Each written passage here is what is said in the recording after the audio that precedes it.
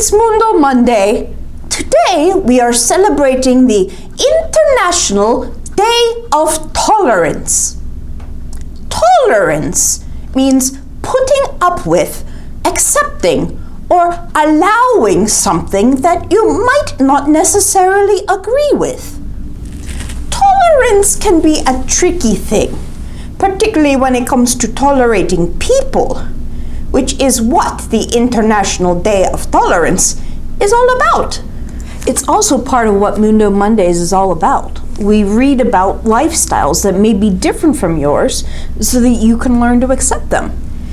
But the definition talks about accepting things that you might not necessarily agree with, and that's where people can get confused. Does that mean you should accept everything anyone does, even if they do something really bad? Does that mean you need to tolerate intolerance? How can people have tolerance for intolerance? That sounds like a paradox. It does seem confusing. It does seem that way. But let's talk about a different kind of intolerance. Food intolerance, or whether or not your particular body can handle eating a particular food. See, I personally have an intolerance, it's called, for corn. When I try to eat corn, it makes me very sick. I like the taste of corn, but it hurts me.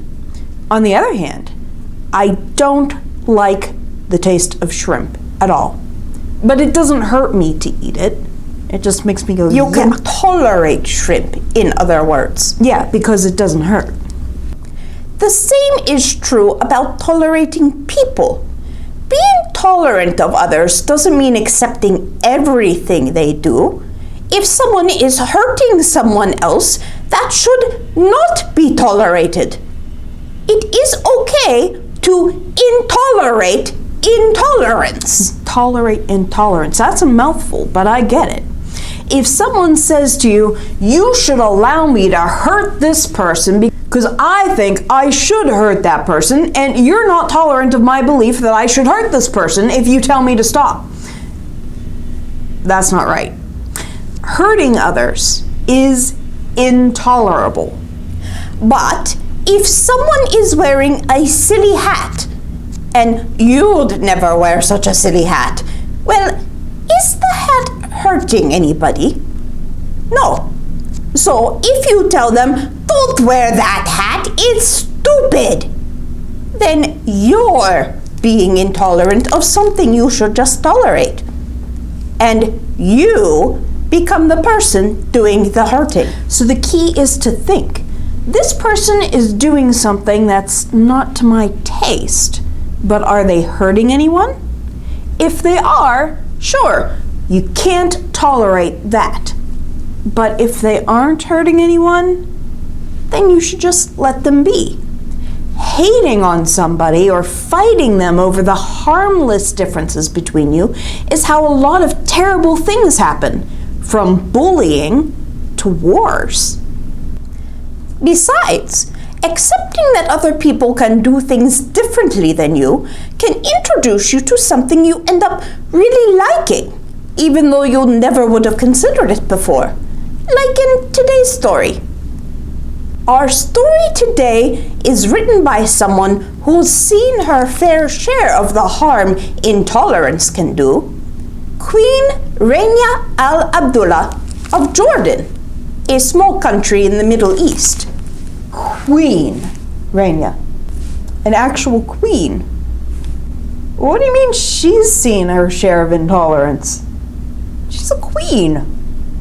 She wasn't born a queen, or even a princess. She wasn't even born in Jordan. She was born in a tiny country across the Arabian Peninsula, Kuwait. When she was in college, war broke out, and her family had to run away to be safe, and they ended up moving to Jordan. It so happened, like a love story in a fairy tale, that she met a prince there and fell in love and got married. And when that prince became king, he made her his queen. He told the people there that having been a commoner would make her an even better queen because she understood the real needs of the people. And she made that her duty as a queen, to be an advocate for the people, to make educational opportunities available in Jordan, and to fight for the rights of women and children all over the world. One of her biggest causes is to reach out to people in other parts of the world, like the United States, and help them to understand what life is really like in the Middle East, rather than the stereotypes. In other words, she teaches tolerance.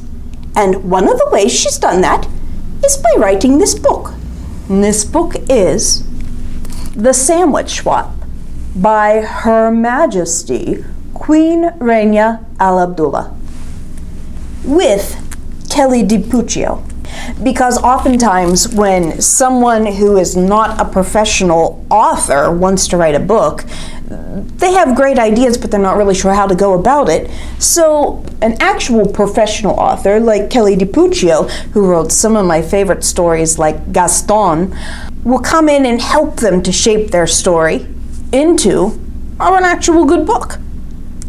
And it's illustrated by Trisha Tulsa.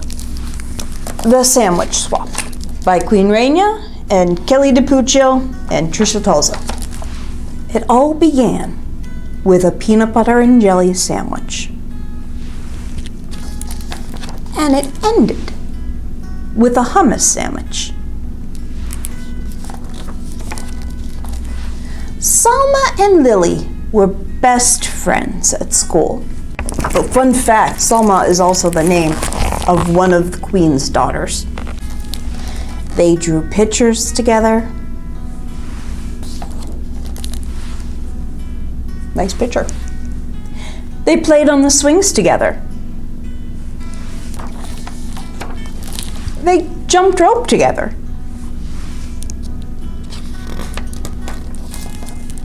And they ate their lunches together.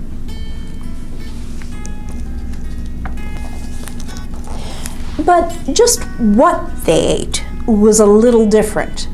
Lily ate a peanut butter and jelly sandwich every day for lunch. Salma ate a hummus and pita sandwich every day for lunch. And although Lily never said it out loud, she thought Salma's sandwich looked weird and yucky. She felt terrible that her friend had to eat that icky chickpea paste every day. Ew! Yuck! And although Salma never said it out loud, she thought Lily's sandwich looked strange and gross.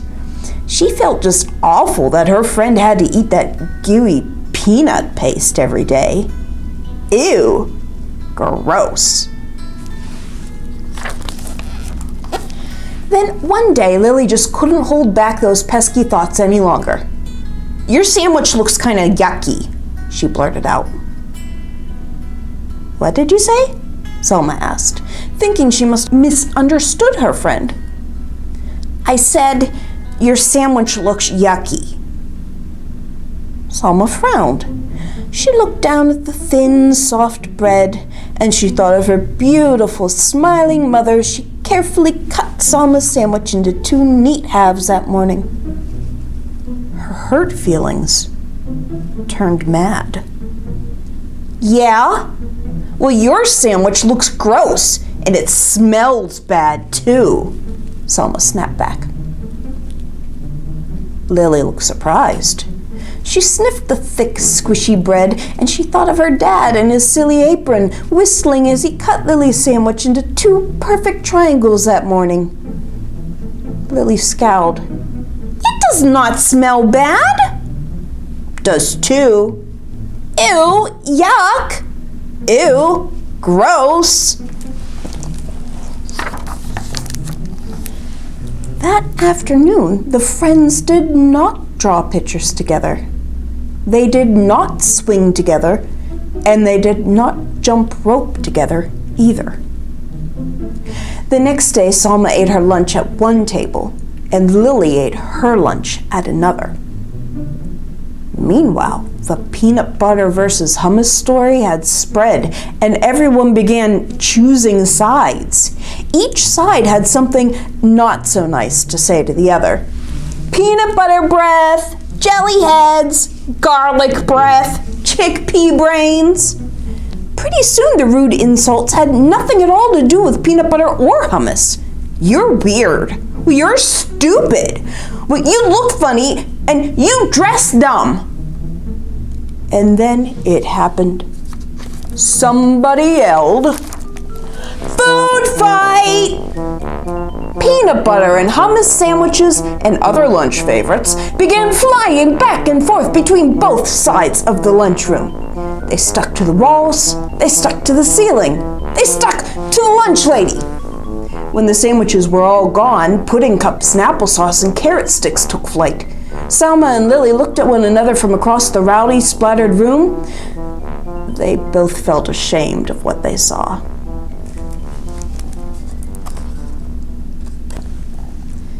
They both felt really ashamed when the principal called them into her office, after they'd helped clean up the mess.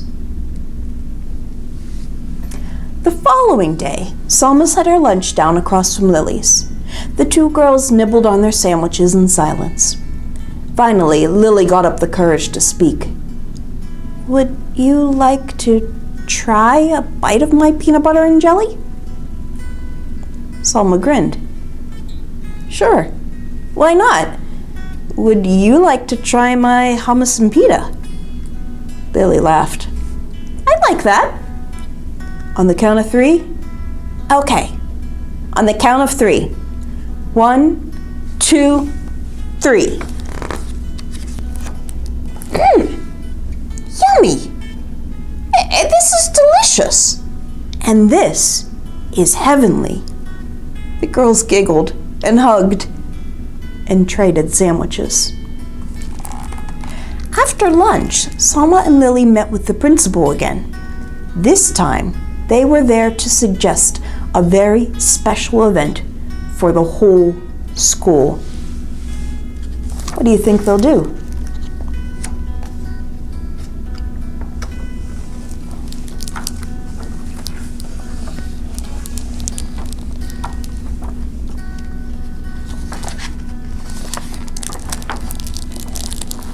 They got an international food fest going on there. Everybody's got foods from their own cultures. Would you be willing to try all the foods on that table? Maybe some of the foods will look strange to you. Some of them will look gross to you. Some of them will look really good. But you won't know unless you try. And that's how it all began, with a peanut butter and jelly sandwich, and ended with a hummus and pita sandwich. The very last page, there's an author's note from Queen Rania, who tells us that this is based on a true story, and something that happened to her as a child. And she says, and this is the important part for World Tolerance Day, it's easy to jump to conclusions when we come across something new or foreign or strange. But if we take the time to get to know each other, to stand in each other's shoes, and listen to a different point of view, we learn something wonderful about someone else and about ourselves. I want every child who reads the tale of Salma and Lily to understand this. When they do, they'll each become a little ambassador of hope, someone who helps bring people of all cultures and backgrounds closer together. Signed, Queen Rania Al Abdullah. Well, okay, are you ready to be a little ambassador of hope? Start showing tolerance in your life and make everyone's life better in return. Bye!